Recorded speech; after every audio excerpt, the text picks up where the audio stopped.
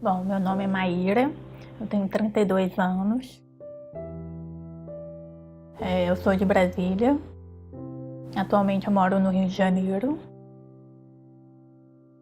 Eu tenho uma deficiência auditiva bilateral, neurosensorial, severa no ouvido direito e profunda no ouvido esquerdo.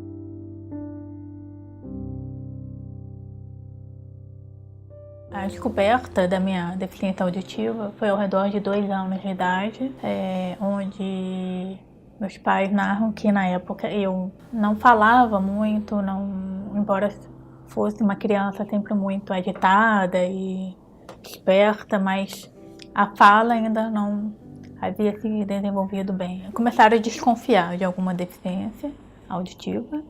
E aí foi confirmada mais ou menos em 1988. Maíra é nossa paciente aqui no Rio já há alguns anos, desde 2015. E ela tem uma perda auditiva bilateral, neurosensorial, né? Severa na orelha direita e profunda na orelha esquerda. Então ela está usando um aparelhinho mini BTE com receptor no canal, que é o Aldel Q90. Eu acho que fomos descobrir, acho que mais ou menos já tinha uns 2 anos. Que a mãe dela também começou a notar também, que levava ela nos eventos, todas as crianças lá pulando, e ela, somente no carnaval, né? E ela ficava quieta, né? Então ela já começou a observar. E eu também comecei a observar que eu ficava com ela vendo televisão e passava uma música, inclusive era a música da Xuxa, Lá e Lá e Eu. E ela, para ouvir, ela encostava o ouvidinho na televisão, assim, do lado. Aí ela começava a agitar, quer dizer que ela estava ouvindo, né? Aí foi assim que começamos a descobrir. Após o diagnóstico definido, eu comecei a fazer um acompanhamento de fonoaudiólogos, tanto em Brasília como em São Paulo, que era feita a supervisão e o acompanhamento médico. Bom, na época, com 2 anos, eu não me lembro como era ter uma criança com deficiência auditiva. Foi um pouco difícil, mas ela acostumou, né? Ela começou com o que a gente chamava de papapá, que era um aparelhinho quadrado, a mãe dela tinha que fazer uns bolsinhos nas roupas, todas as roupinhas dela tinha que ter um bolso para pôr papapá e saía 2 fios assim, colocar no ouvido, né? Para ela ouvir. Eu sei que logo depois da confirmação do diagnóstico, eu comecei a usar um aparelho auditivo, que era uma caixinha, e desde então sempre aprimorando, né? Conforme ia desenvolvendo a tecnologia, fui tentando acompanhá-la de alguma forma. Então, dos 2 anos para cá, já são 30 anos de uso de aparelho auditivo, diário, sempre, todos os dias, em todas as situações. Realmente só tiro o aparelho para dormir, tomar banho, para piscina, né? E o uso dele foi imprescindível, nunca deixei de utilizá-lo. Por quê? Porque ele me dá um retorno auditivo, principalmente no ouvido direito. Ele me auxilia muito na discriminação, ele me auxilia muito a compreensão da fala junto com a leitura labial. Sem ele, eu fico muito fora do meio social, né?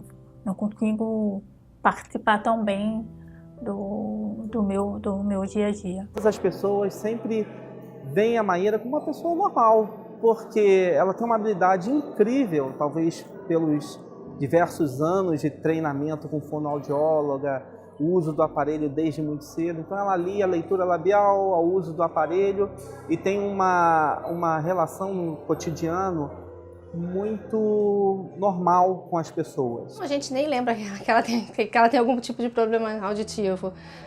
Eu ainda brinco com ela que ela ainda tem uma vantagem sobre nós, né? Que quando tá meio bagunçado aqui, tá meio barulhento, ela ainda consegue se desconectar um pouquinho enquanto a gente não consegue. Mas em relação à questão da deficiência auditiva, não. Ela participa das reuniões, dos seminários, das conversas. E o trabalho dela, especificamente, é muito sozinha, né? Ela trabalha com o computador, então ela precisa ter uma certa interação com as outras pessoas, mas ela não fica interagindo o tempo todo. Mas quando precisa interagir, não tem nenhum tipo de dificuldade, não. O aprendizado diria, mais do que normal. Não tem problema nenhum relacionado a déficit auditivo. Aliás, no início, eu quase não me dei conta. Eu sabia, mas no dia a dia não era uma coisa que aparecia assim. Logo depois da confirmação da deficiência auditiva, meus pais optaram pelo caminho da oralização, e com isso eu tinha terapias diariamente, todos os dias, especificamente com uma fono, e além disso era feita uma terapia em grupo com mais 3 amigas com deficiência auditiva. Sempre um trabalho muito lúdico, muito contextualizado, de maneira que eu não só aprendesse a verbalizar, mas que eu entendesse o que eu estava dizendo, o que aquelas pessoas estavam também falando, né? Porque é muito comum na deficiência auditiva você aprender determinadas palavras e não saber o que elas significam. Logo depois da confirmação do diagnóstico da deficiência auditiva, no dia seguinte eu já estava matriculada numa escola de educação infantil. Junto comigo havia crianças com deficiência física, síndrome de Down, e crianças sem nenhuma deficiência. Foi uma escola muito boa para mim.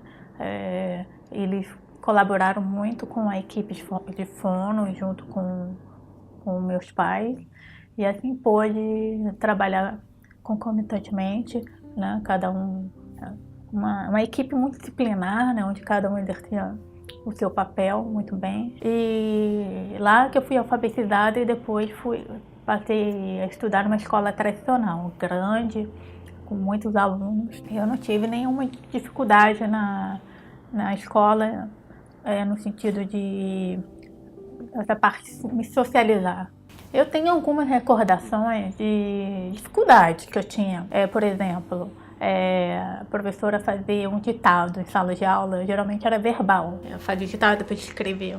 Eu lembro que eu ficava assim um pouco aflita de tentar entender aquilo e escrever. Mas também me lembro que ela falava e esperava, dava um tempo, não era? Mas gerava um pouco essa sensação de preocupação de entender para escrever. Ou então, quando passavam vídeos educativos, naquela época todos os vídeos educativos eram dublados, né? Então eu tinha sempre que ir atrás do professor para pedir na época o VHS, e para levar em casa, e minha mãe fazia todas as transcrições dos vídeos. Então já era um exercício que eu, pequena, eu tinha uns 9 anos de idade, que eu tinha que fazer já buscando os meus direitos, né? Já reivindicando, né? Já questionando, puxa, por que esse vídeo é dublado? Por que não tem legenda nesse vídeo, né? Desde pequeno já trabalho essa preocupação. Minha mãe já dizia como que eu deveria questionar e tudo mais.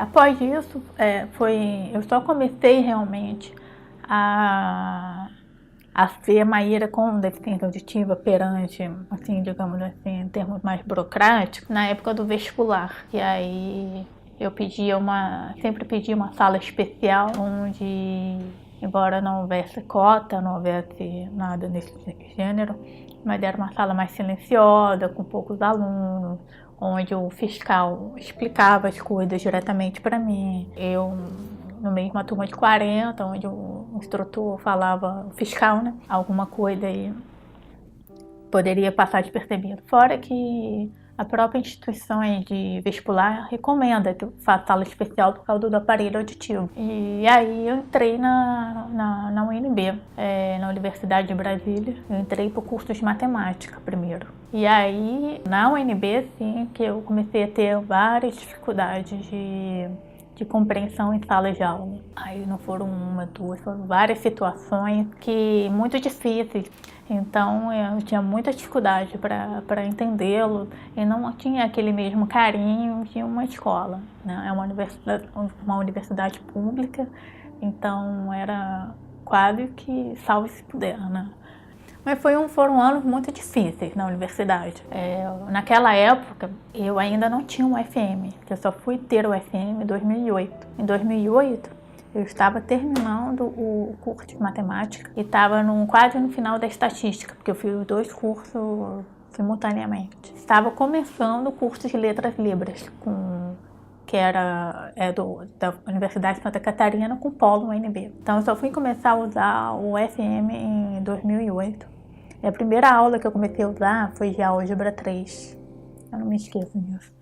Foi um grande avanço, foi um grande boom de informações, porque eu ficava menos dispersa, né? O FM fazia eu ficar mais direcionada ao professor, ficar mais atenta, né? Aqueles sons, ruídos externos não me atrapalhavam tanto, né? Porque eu não estava mais captando eles, só estava focando o professor. Então eu tive já um novo desafio, que era de tentar armazenar tantas informações novas, né? Foi uma etapa muito importante para mim.